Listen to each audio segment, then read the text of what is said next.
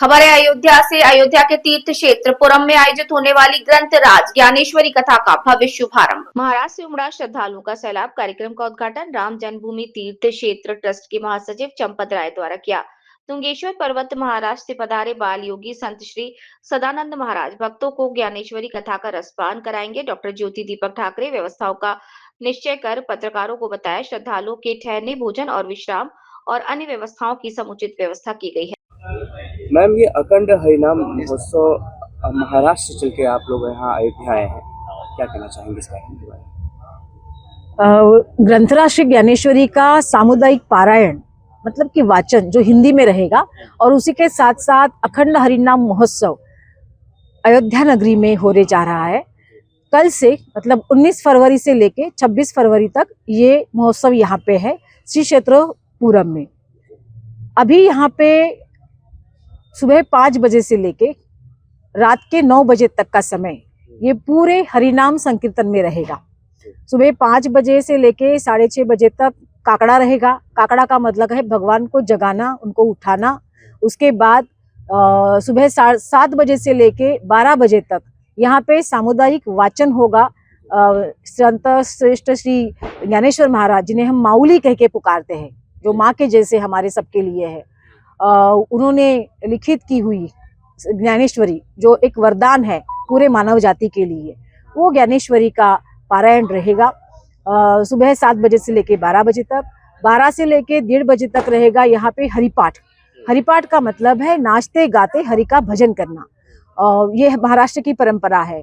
उसके बाद 3 बजे से लेके 5 बजे तक श्री भावार्थ रामायण की कथा यहाँ पे होगी। श्री भावार्थ रामायण लिखा है हमारे महाराष्ट्र के संत श्रेष्ठ, जिन्हें हम नाद ब्रह्म कह के पुकारते हैं, वो संत श्रेष्ठ एकनाथ जी महाराज। और एकनाथ जी महाराज के 14वें वंशज योगीराज जी महाराज ये मुखोद्गत ये भावार्थ रामायण की कथा यहाँ पे कहेंगे, तो वो बहुत ही बड़ा लाभ हमारे सभी भक्तगणों के लिए है। उसके बाद में 5 बजे से लेके 6:30 बजे तक छत्रपति श्री शिवाजी महाराज जी के चरित्र के ऊपर की कथा, इसका निरूपण होगा। और ये निरूपण, ये भी बहुत सौभाग्य की बात है कि अयोध्या और उसी के साथ साथ मथुरा के हमारे जो कोषाध्यक्ष है और बहुत ही बड़े संत महंत है गोविंद देव गिरि जी महाराज, वो उनके मुंह से ये अलभ्य लाभ श्रवण का सभी श्रोताओं को मिलेगा। फिर रात मतलब 7 बजे से लेके 9 बजे तक कीर्तन रहेगा। कीर्तन ये महाराष्ट्र की बहुत बड़ी परंपरा है। कीर्तन में हमारे जितने भी संत हैं, वो संतों का एक संत का एक पूरा चरण जो उन्होंने भजन लिखा है, उस भजन का पूरा चरण, और वो चरण धीरे धीरे और लोगों को समझाए हुए भाषा में बताया जाता है जो कीर्तनकार है उनके रूप से। तो ये बहुत ही बड़ी पर्वणी है हमारे सभी श्रोताओं के लिए। जो ये भाग है कि सनातन धर्म के जागृति के लिए और सनातन धर्म के आदान प्रदान, विचारों का आदान प्रदान हो इसलिए, और वैसे ही हमारी हिंदू संस्कृति जो बहुत प्राचीन है, इस हिंदू प्राचीन संस्कृति का प्रचार प्रसार ज्ञानेश्वरी माता के माध्यम से हो। और उसी के साथ साथ जो ये उत्तर प्रदेश में अच्छा है वो महाराष्ट्र वाले लेके जाए, जो महाराष्ट्र में अच्छा है वो उत्तर प्रदेश वाले लेके आए। ऐसे करके विचारों का, संस्कृति का आदान प्रदान हो, ये सोच हमारे परम श्रद्धेय आदरणीय बालयोगी श्री सदानंद महाराज जी, इनका कहना है। वो जो बालयोगी है, आप उन्हें कल देखेंगे कि जिन्होंने अपने पूरे जीवन का मतलब बालयोगी रह के, ब्रह्मचारी रह के, अपने आयु में 11 साल की आयु में उन्होंने घर समेत बाकी सब का त्याग कर दिया और वो पर्वत पे रहने लगे। जगत उद्धार के लिए जितने भी संतों का कार्य अभी तक रहा है वो बहुत ही महान है। हम जहाँ जहाँ हमारे बाबा के साथ जाते हैं, परम पूज्य बालयोगी सदानंद महाराज जी के साथ, तो वहाँ के बड़े बड़े संत श्रेष्ठ है, वो बोलते हैं कि ये अवधूत चिंतन है। अभी जीता जागता परमेश्वर अगर हमारे साथ है और वो चाहता है कि ज्ञानेश्वरी का प्रचार प्रसार ये पूरे विश्व में हो, और उसी के माध्यम से केवल महाराष्ट्र में नहीं, महाराष्ट्र के सभी तीर्थ क्षेत्रों पे और हमारे देश के जितने भी बड़े बड़े तीर्थ क्षेत्र है, उन सभी जगह पे सन 2009 से ये संत श्री ग्रंथराज ज्ञानेश्वरी जी का पारायण हो रहा है। और उसी के माध्यम से केवल भारतवर्ष में नहीं, बल्कि पूरे विश्व भर में, जैसे कहा जाए तो कनाडा, मॉरिशस, श्रीलंका, ऐसे विभिन्न देशों में भी ज्ञानेश्वरी का पारायण कर चुके हैं। उद्देश्य यही है कि ज्ञानेश्वरी का प्रचार प्रसार हो, ये जीवन का व्यतीत करते समय किस तरह से बर्ताव एक मनुष्य प्राणी ने दूसरे प्राणी के साथ करना चाहिए, और उसी के साथ साथ हमारे धर्म का कि जो झंडा है वो लहरा के फहरा के आगे कैसे ले जाए, उसी के साथ साथ हमारी प्राचीन परंपरा जो है वो गरिमादायी है, वो गरिमादायी प्राचीन परंपरा पूरे विश्व को उसका सम्मानजनक स्वरूप उनके सामने आए, ये हमारे परम पूज्य श्रद्धेय बालयोगी सदानंद महाराज जी का कहना है। और इसी के माध्यम से ये बहुत बड़ा आयोजन अयोध्या नगरी में पहली बार होने जा रहा है। जैसे कि 9 दिवसीय जो कार्यक्रम है, इसमें बेसिकली महाराष्ट्र से कुल कितने लोग आए हुए हैं यहाँ पर?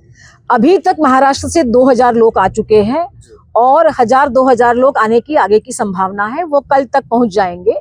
और उसी के साथ साथ केवल महाराष्ट्र के नहीं, अयोध्या नगरी के भी सभी अयोध्या वासियों को तहे दिल से हम आमंत्रित करते हैं कि ये जो कथा है, ये जो पारायण है, ये जो हरिनाम का संकीर्तन है, महोत्सव है, इसमें हर अयोध्यावासी सम्मिलित हो। आप 9 दिन या 8 दिन यहाँ पे नहीं आ सकते तो जिस समय में आप चाहे उस समय आके इस पूरे कार्यक्रम का आनंद ले सकते हो।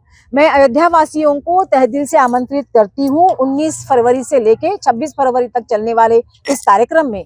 लेकिन मेरी गुजारिश ये है कि अगर आपका समय इतना आपके पास नहीं है तो कम से कम 25 फरवरी को शाम के समय 7 बजे होने वाला यहाँ का दीपोत्सव, जो दीपोत्सव हमारे हर पारायण की शान है, जो दीपोत्सव हमारे हर पारायण की गरिमा का भाग है, उस दीपोत्सव में आप यहाँ पे सम्मिलित रहो।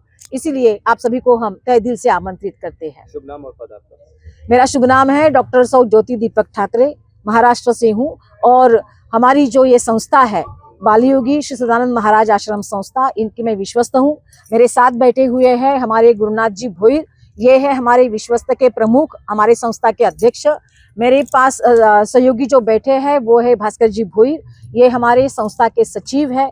हमारे बगल में बैठे हुए हैं ये राजेश जी है, वो खुद एडवोकेट है और संस्था के वो भी विश्वस्त है। हमारी एक वनौषधि का कार्य बहुत ही जोरों शोरों से बाबा जी के माध्यम से चलता है और बहुत सारी जितने भी व्याधि है उन व्याधियों पर बाबा जी काम करते हैं और उसी के माध्यम से जो वनौषधि का काम चलता है उस संस्था से हमारे दिलीप पाटिल जी है जो ये सब काम देखते हैं, वो भी विश्वस्त है। यहाँ पे सभी लोग जो है वो बहुत जैसे बोलते हैं ना कि दिल से एक लगाव लेके अयोध्या नगरी में आए हैं, एक वचनी सत्य वचनी राम जी के दरबार में आए हुए हैं। और हम आशा करते हैं कि जिस प्रकार महाराष्ट्र से लोग यहाँ पे पधारे हैं, हम आशा करते हैं अवध नगरी वालों के सबसे कि आप भी बड़ी तादाद में यहाँ पे आके हर एक जो उत्सव यहाँ पे मनाया जा रहा है उसमें सम्मिलित होके आनंद प्राप्त कीजिएगा। बहुत बड़े भंडारे का, जिसे हम महाप्रसाद बोलते हैं, तो हर दोपहर को और हर शाम को यहाँ पे महाप्रसाद होने वाला है, उसमें भी अयोध्यावासी शामिल हो सकते हैं।